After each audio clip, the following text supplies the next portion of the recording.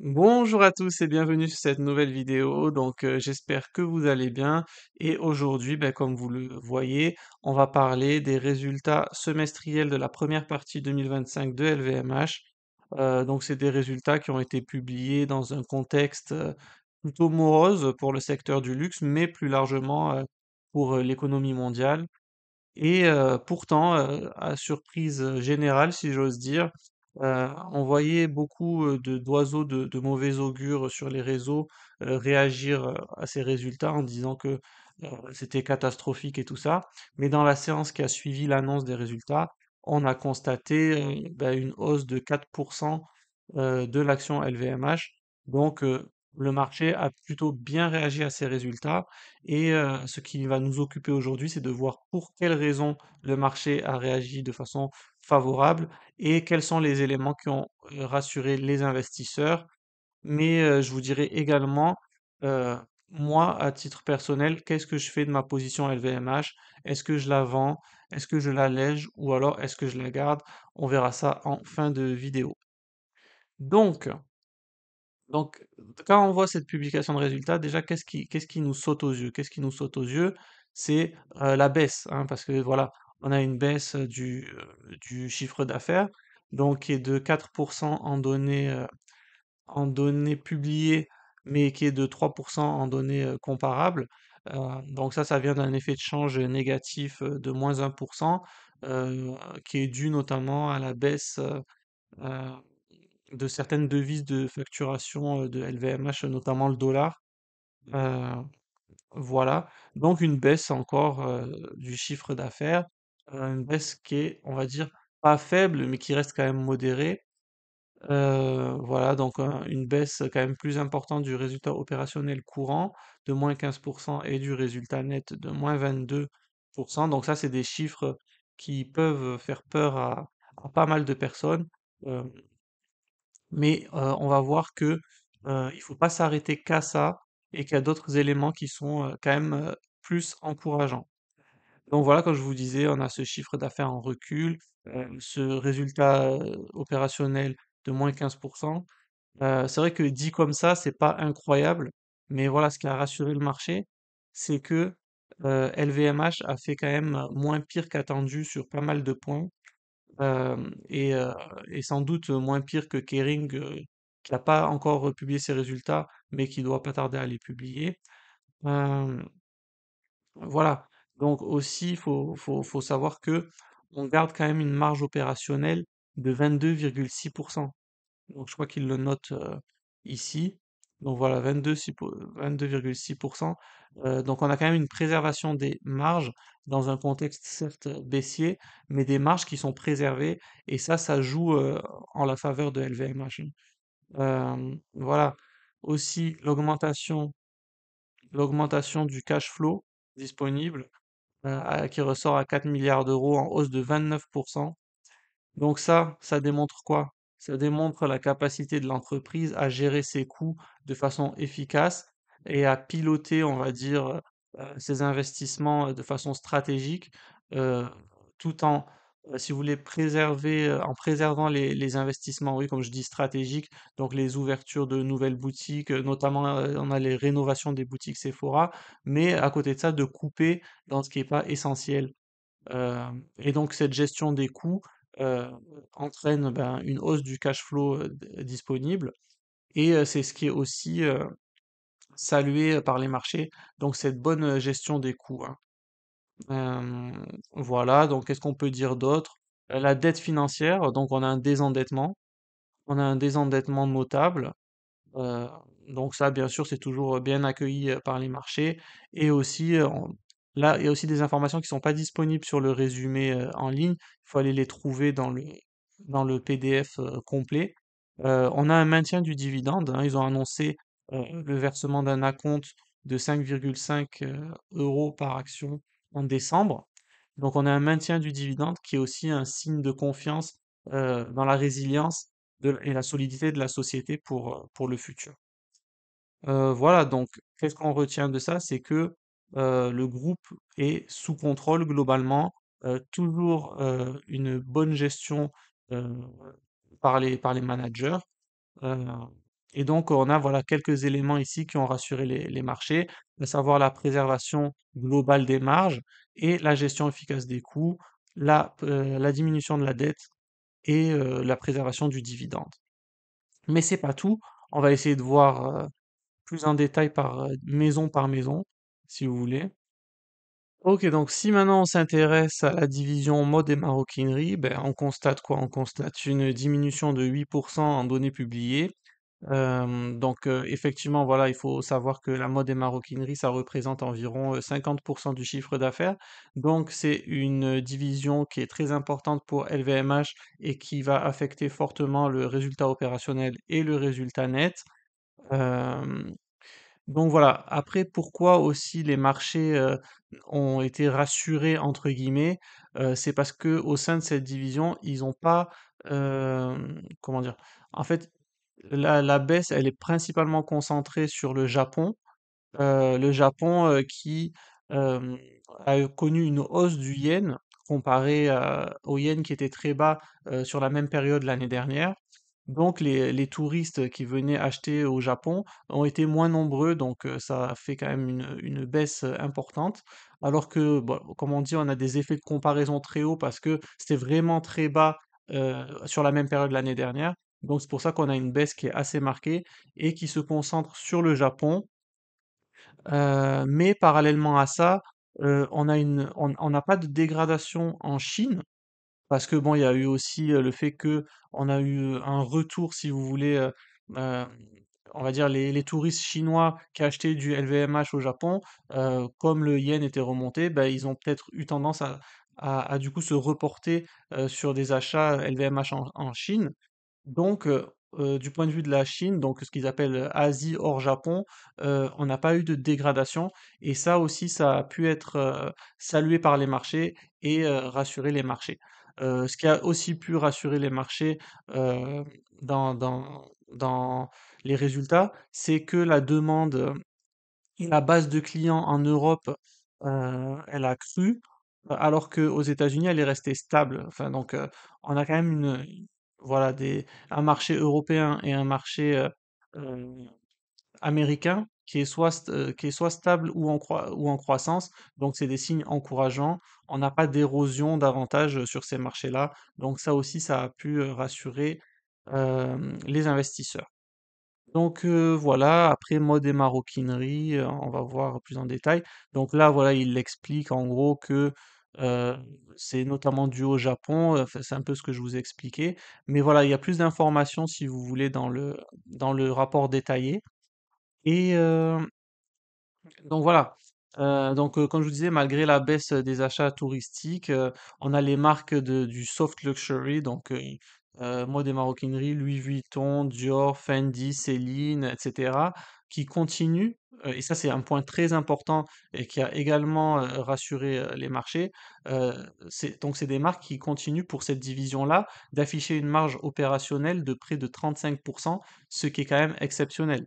Donc là encore une fois, on est sur la préservation des marges de la division phare de LVMH qui ressort à 35%. Donc là, on le voit clairement ici, vous voyez. Donc les marges, elles ont été bien préservées donc, sur la division majeure de LVMH. Donc ça a contribué également à rassurer les investisseurs. Euh, donc voilà, on n'a pas vraiment d'écornement des marques et le groupe il continue toujours à investir dans ces marques et dans l'expérience client à travers bah, des nouveaux flagships qu'ils appellent, c'est des nouvelles boutiques amirales entre guillemets, des événements culturels et voilà, donc ils savent piloter leur marge de façon efficiente et le marché a apprécié ça. Après, après, en termes de résultats opérationnels, si on s'intéresse à une division très prometteuse également de LVMH, attendez, je vais la retrouver. Donc la distribution sélective, voilà, le résultat opérationnel de cette division qui est principalement représentée par Sephora et DFS, il a fait plus 12%.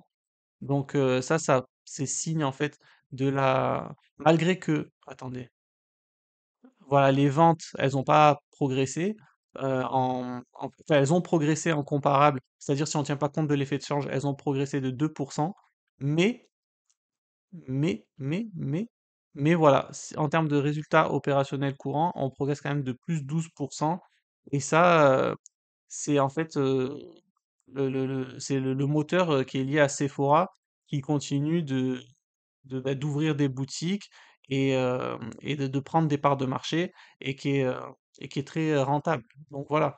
Donc la pépite, on va dire, de la division, c'est Sephora. Donc ça, c'est aussi un résultat encourageant.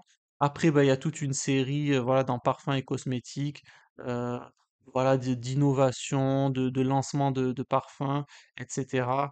Après, même dans la division montres et joaillerie, il y a eu des partenariats, notamment avec la F1, qui ont été annoncés. Donc on a toujours quand même des maintiens, comme je vous ai dit, d'investissements stratégiques. Et bah, les investisseurs, ils saluent aussi le fait de qu'on n'est pas dans du cost killing bête et méchant.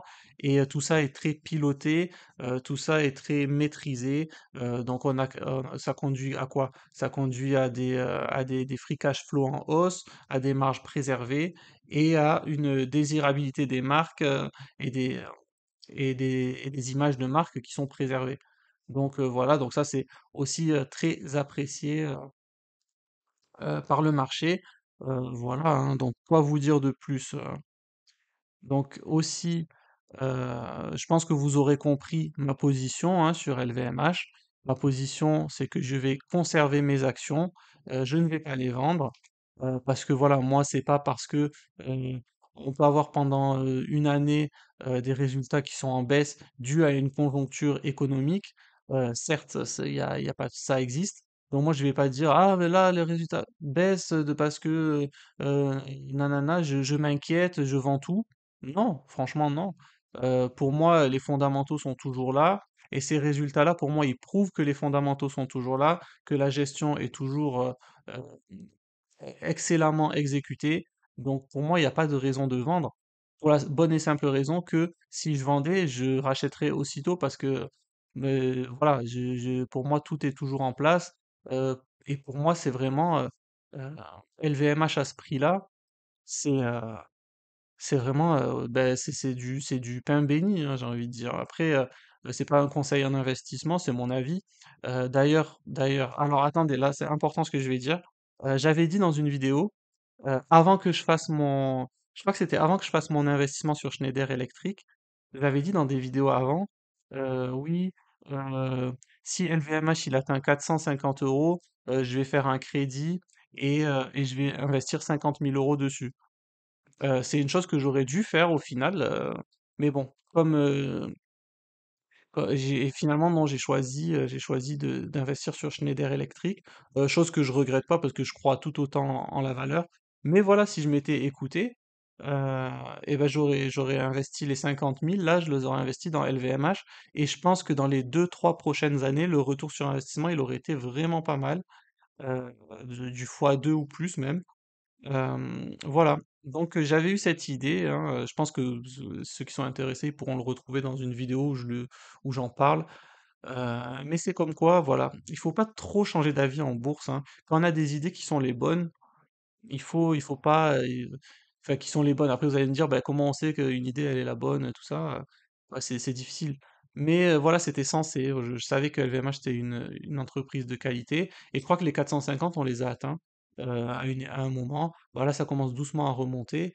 Voilà, bon je ferme la parenthèse sur ça. Donc effectivement, je garde mes actions LVMH. Moi, mon seul problème, c'est voilà la valorisation. J'aurais dû moi, j'ai un problème avec ça. C'est que, comme je me dis: «Je suis long terme», heu, j'achète à, on va dire, des fois n'importe quel prix. C'est comme Ferrari, je l'ai payé vraiment très cher, je crois plus de 40 fois les bénéfices. Mais après voilà, c'est une valeur exceptionnelle. Mais bon, il y aura toujours des gens pour dire que c'était trop cher et je peux les comprendre d'un côté.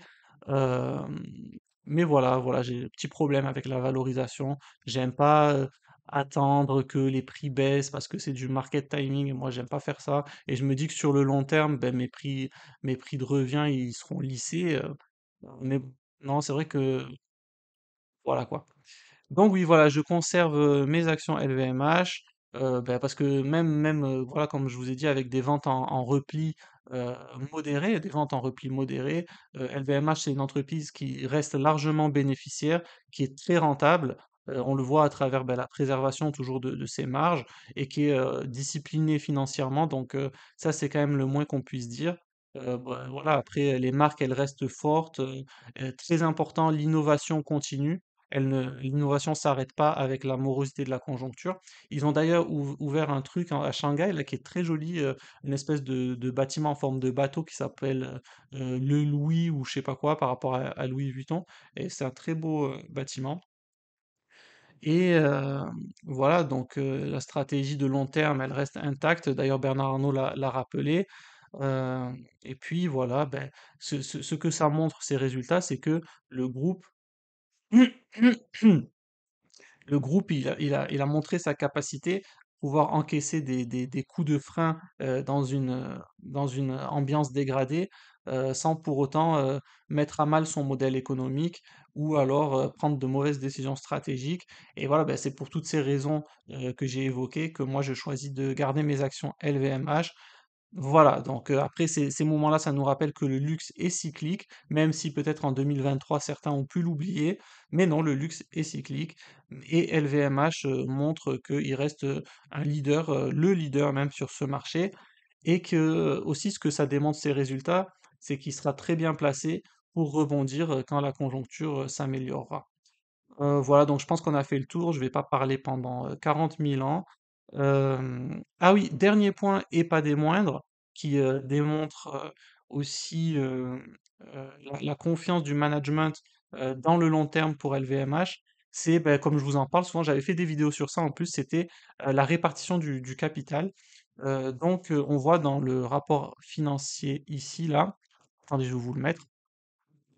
Voilà, que la famille Arnault possède 49,44% euh, à date du 30 juin du capital de la société. Donc pourquoi c'est remarquable? C'est parce que 6 mois plus tôt, elle possédait seulement 49%. Donc vous allez me dire, parce qu'en fait moi je suis ça année après année si vous voulez, et là et ces dernières années, depuis on va dire de 2021, on a une forte accélération des rachats d'actions par la famille Arnault, mais là c'est vraiment du jamais vu parce qu'en fait si vous voulez, euh, en 2023 la famille Arnault elle a racheté plus 0,42% du capital, sur tout 2023. Sur tout 2024 la famille Arnault a racheté 0,4%. Et là, en la moitié de l'année, ils ont acheté 0,44% du capital. Après, voilà, les prix étaient plus bas, donc ils en ont profité, mais ça veut dire qu'ils ont confiance et qu'ils se remplissent les poches tant qu'ils peuvent pour profiter du cours qui est amoindri. Et donc, en gros, ils ont racheté autant de capital que euh, tout ce qu'ils ont fait sur une année, que ce soit en 2023 ou en 2024. Donc c'est un point qui est positif pour moi, hein, voilà. Ce rythme-là, je pense qu'ils atteindront les 50%, possiblement, à la fin de l'année, hein. Alors, on verra ça au rapport annuel, mais je pense que d'ici la fin de l'année, ils auront 50% du capital. Alors que, voilà, si on remonte à seulement, ouais, oui, bon, non, il y a 10 ans, ils étaient à 46,6, donc on voit que quand même ça monte pas mal. Voilà, donc c'est fini pour cette vidéo d'aujourd'hui. J'espère que ça vous aura plu, d'avoir mon petit point de vue sur LVMH en cette période de résultats semestriels. N'hésitez pas à liker et vous abonner. Et moi, je vous dis à très vite pour d'autres vidéos. Ciao, ciao.